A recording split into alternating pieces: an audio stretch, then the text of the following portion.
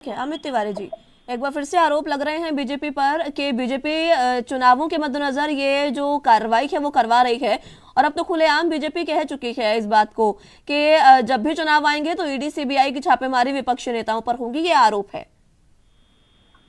देखिए मुस्कान जी, किस तरीके से एक अपने आप को कट्टर पार्टी, कट्टर ईमानदार पार्टी कहने वाली पार्टी आज किस तरीके से भ्रष्टाचार में डूबी हुई है। मेरे ख्याल से सुषमा जी ने भी उसके इस कट्टर ईमानदार वाले बयान को ही देखकर आम आदमी पार्टी ज्वाइन किया होगा। और आज उनको डिफेंड करने में इतना मुश्किल हो रहा है सुषमा जी को कि वो उनके भ्रष्टाचार के बारे में एक शब्द नहीं बोल पा रही हैं। जिस तरीके से इन्होंने, देखिए किस तरीके से कोर्ट का अपमान किया। सत्येंद्र जैन को तो हमने जेल में नहीं रखा था, माननीय कोर्ट ने सजा सुनाई थी और बताया था कि उनको बेल देने से इनकार किया था, पर ये कोर्ट का भी अपमान करने लगेंगे।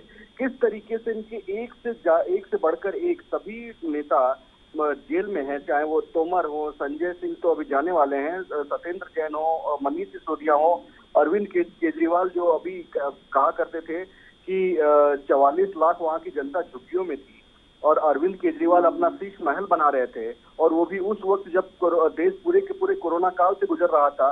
किस तरीके से त्राइमाम कर रहा था देश और वो अपना शीश महल बना रहे थे।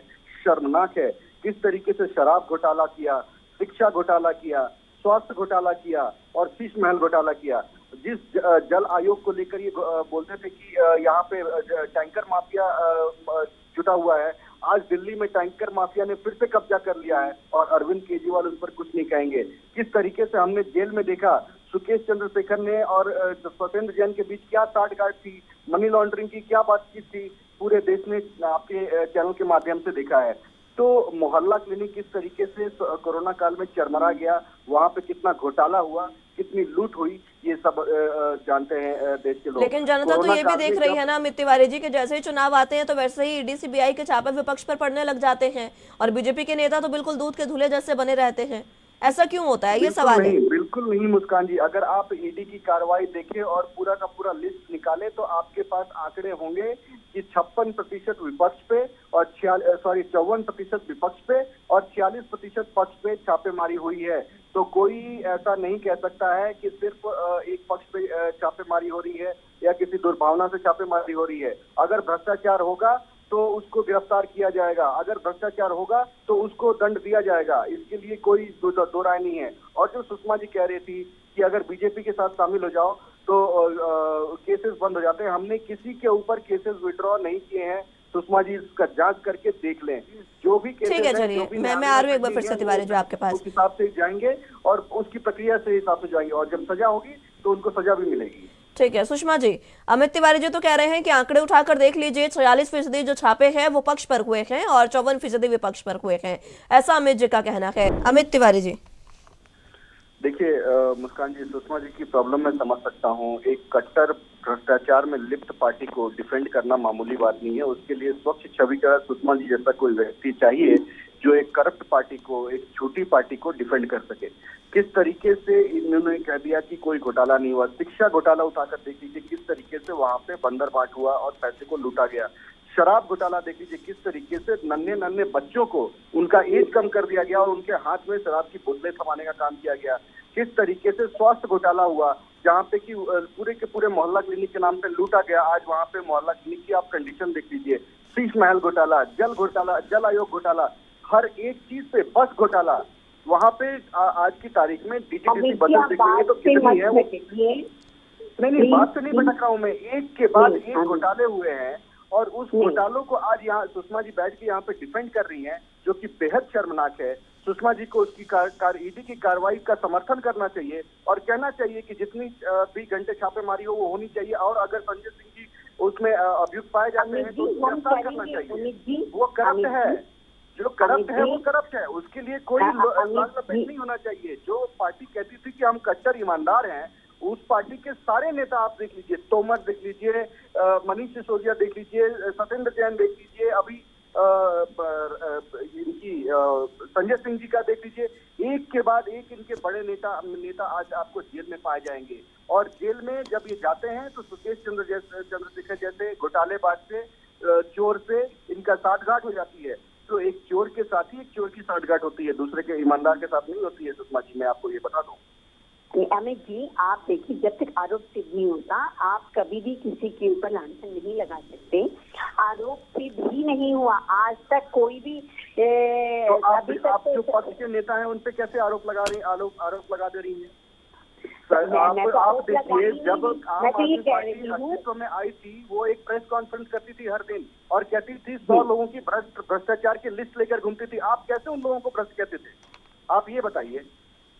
जब आम आदमी पार्टी 100 लोगों की लिस्ट लेकर घूमती थी, आज जिनके साथ वो जिनके गोद में बैठे हुए हैं उन सबके साथ वो उनको कल तक भ्रष्ट कहते थे, आज उनके साथ आप भ्रष्टाचार की हटाने की बात करते हैं। आप उनको कैसे तब भ्रष्टाचारी कहते थे जब आपके पास सबूत नहीं था, जब कोर्ट की कोई कार्रवाई नहीं थी, जब कोर्ट का कोई फैसला नहीं था, तो आपने कैसे दूसरे लोगों को भ्रष्टाचारी कह दिया? ऐसा हमने कुछ नहीं कहा। आज आप क्या बात कर रहे हैं? आप रिकॉर्ड निकाल कर देख लीजिए उस समय के टीवी वाइट और मीडिया वाइट अरविंद केजरीवाल के हर दिन प्रेस कॉन्फ्रेंस होता था और अरविंद केजरीवाल कहते थे लालू यादव चोर है,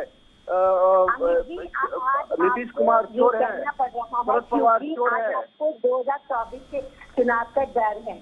क्यों? क्योंकि 2024 के चुनाव में सुषमा जी, साथ को कोई आंच नहीं होती है। हम प्रधानमंत्री मोदी जी के नेतृत्व में सेवा, सुशासन और गरीब कल्याण के काम को लेकर आगे बढ़ रहे हैं और उसी पे चलिए ठीक है। आज राज्यों में विधानसभा के चुनाव हैं और लोकसभा के चुनाव भी हैं।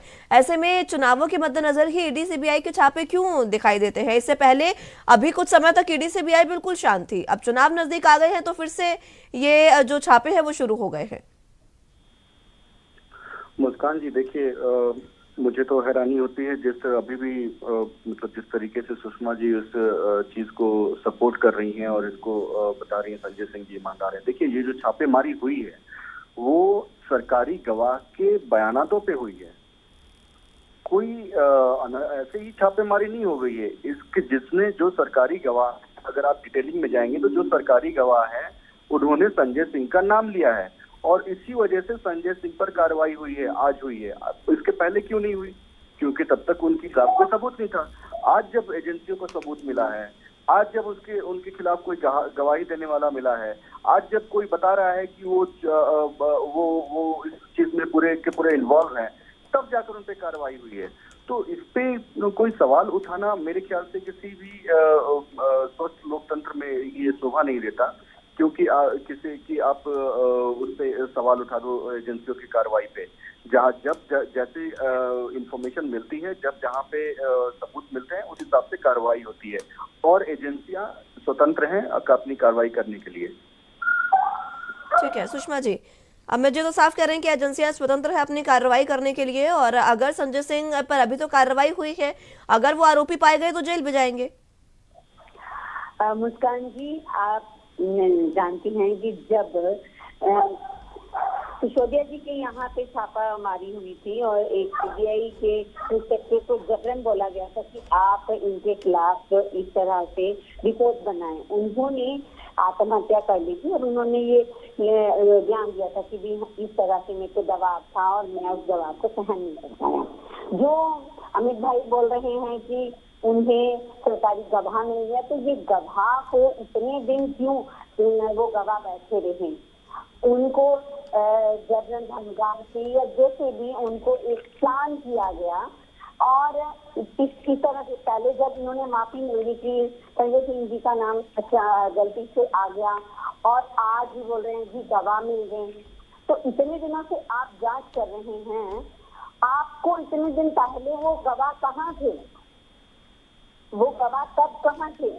ये आज अचानक उठ के क्यों आए? क्योंकि अब कंटिन्यू संजय सिंह जी की रैलियां और कंटिन्यू संजय सिंह जी यूपी में जाएंगे और यूपी में जो है बीजेपी के तो बड़े दिग्गज नेता हैं योगी जी, उनके खिलाफ वहां पे लड़ना है चुनाव।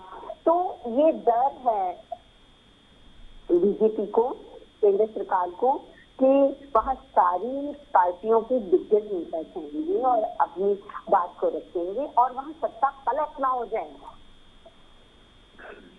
ये डर है।